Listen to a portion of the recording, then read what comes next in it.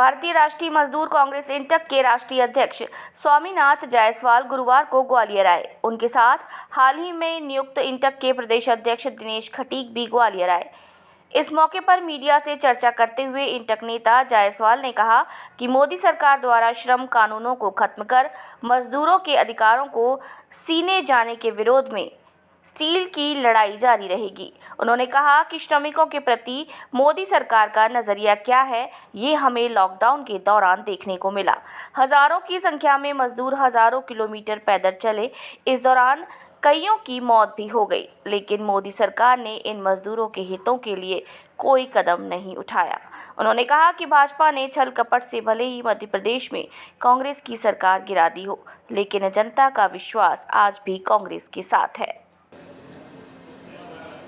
भारतीय राष्ट्रीय मजदूर कांग्रेस इंटक का स्थापना दिवस का 75 वर्ष पूर्ण हुआ। जिस तरह से हम लोग आज़ादी का 75वां वर्षगांठ मना रहे हैं, उसी तरह हम अभी बंगाल में पंडित जवाहरलाल नेहरू मजदूर रत्न अवार्ड का फंक्शन कल हमारा रहा। हमारा कार्यक्रम वहाँ पे मजदूरों को और मजदूर नेताओं को सम्मान करते हुए जिस तरह से देश की दशा मजदूरों के प्रति उपेक्षित कर भारतीय जनता पार्टी सरकार जिस तरह से मजदूरों के 44 कानून को 4 कोड कानून में तब्दील करके मजदूरों का हनन शोषण करने का षड्यंत्र कर रही है, उसके खिलाफ हमारी लड़ाई है।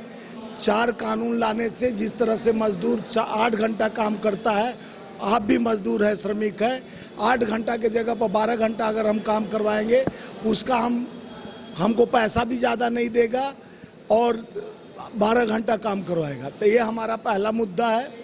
दूसरा कि हम नवनियुक्त अध्यक्ष यहाँ पे दिनेश खटीक जी को प्रदेश की जिम्मेवारी दिया हूँ और प्रदेश में जिस तरह से कल कारखाने फैक्ट्री यहाँ पे है हूँ, उसमें अपेक्षित करके यहाँ के लोगों को लोकल जो मध्य प्रदेश का जनता है, जो देखे होंगे कोरोना काल में 2020 में इसी मध्य प्रदेश, छत्तीसगढ़ और बिहार, झारखंड और उत्तराखंड और बंगाल के जितने मजदूर थे, पथ से पैदल चल के उस कड़कती धूप में लाश लेके कंधे पर तड़पते हुए जिस तरह से पटरी पर सोकर मध्य प्रदेश का ही मजदूर 15 लोगों का हत्या हो गया।